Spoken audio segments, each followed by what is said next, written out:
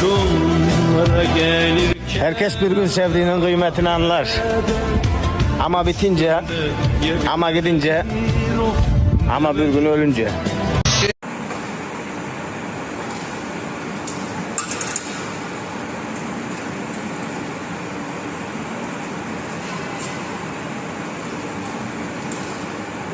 Canım ayağım oğlum. Sana verem oğlum. Niye? Ya bir de seçme.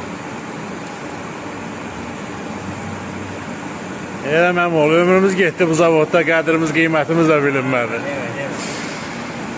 Sən yenə yaxşısan, sənin qədrin, qiymətin bilindi.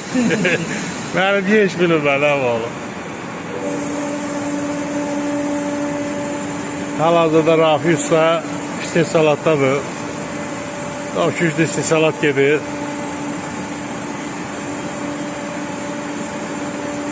Bu da bizim güzel zavod.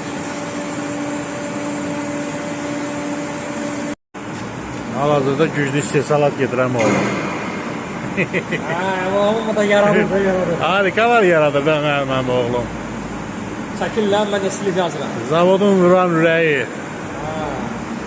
Mənim oğlum yek gəlib yek getdi bu zavodda.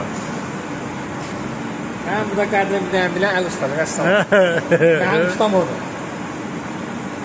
Onu göndereceğim Erus'ya. Əli yekdir, bir dənədir. Belki bundan sonra maaşını kaldırar. Şu Allah'a qaldırır. Yani 3000 besin de. Savadın yok, bir şeyin yok. Ay ya, zibili çıktı.